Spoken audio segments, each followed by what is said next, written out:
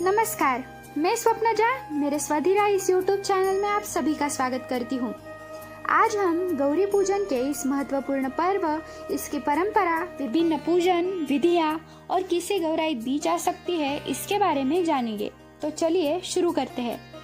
पौराणिक कथाओं के अनुसार असुरों के अत्याचार से परेशान होकर स्त्रियां अखंड सौभाग्य और सुख समृद्धि के लिए श्री गौरी के शरण में गए।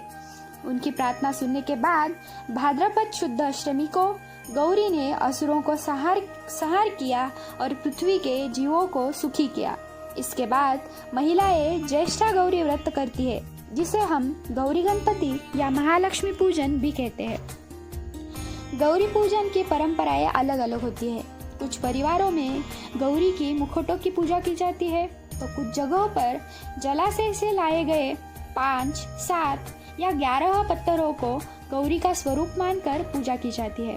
कुछ घरों में अन्न के ढेर पर महालक्ष्मी की प्रतिष्ठापना की जाती है, जिनकी श्रद्धा से पूजा होती है। ऐसा माना जाता है कि महालक्ष्मी मायके आई है और उनका सम्मान किसी बेटी की तरह किया जाता है।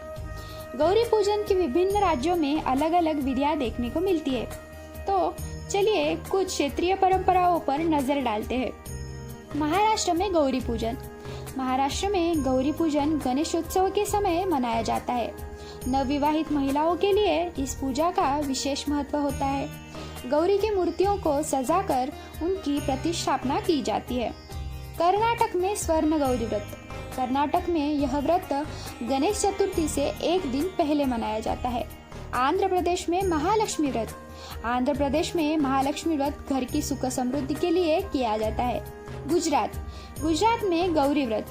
गुजरात में श्रावण माह में गौरी व्रत मनाया जाता है। गौरी पूजन की इन सभी विधियों में एक बात समान है, वह है आदि शक्ति की उपासना। हर समाज में इस पूजा के माध्यम से स्त्री शक्ति का सम्मान किया जाता है। अब हम जानेंगे कि गौराई किसे दी जा सकती है और इसकी पूजा कैसे की जाती है। अगर आपकी बेटी की शादी हो चुकी है तो माँ अपनी बेटी को गौराई दे सकती है। इसके अलावा मामी, चाची, चाचा और यहाँ तक कि नजदीकी मित्र भी गौराई दे सकते हैं। अब अगर आपके घर में लक्ष्मी नहीं है, मतलब अन्न के ढेर पर बैठाने वाली या खड़ी लक्ष्मी नहीं है, तो क्या करें? आपके घर में लक्ष्मी 3 दिन तक बिठाई जाती है। पहला दिन गौरी का आह्वान किया जाता है। दूसरा दिन पूजा और नैवेद्य। संध्या के समय जब पशु अपने अपने घर लौटते हैं तब महालक्ष्मी को भोजन कराया जाता है। तीसरा दिन गांठें पड़ने के बाद गुड़ डालकर कानोले मतलब छोटी करंजी का नैवेद्य दिया जाता है और हल्दी कुंकू कर विसर्जन किया जाता है। यदि इन 3 दिनों के दौरान आपको लक्ष्मी की गांठें या मुखौटे मिलते हैं तो हम लक्ष्मी बिठा सकते हैं। अगले दिन सुबह सुबह दुर्वा, बेल, आघाड़ा और फूलों का माला बनाकर पूजा और आरती की जाती है। इसको ही हम गांठें बोलते हैं। प्राचीन काल में ये गांठें खेत में गड्ढा करके रखी जाती थी और जब वे मिलती थी तब गौराई बैठाई जाती थी।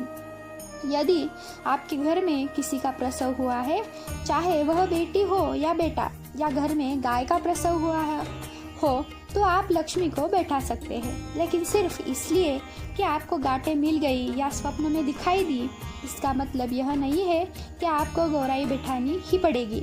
इसका मतलब आप अपनी इच्छा से ऐसा कर सकते हैं या नहीं कर सकते हैं। तो दोस्तों, इस प्रकार हमने गौरी पूजन के विभिन्न पहलुओं को जाना।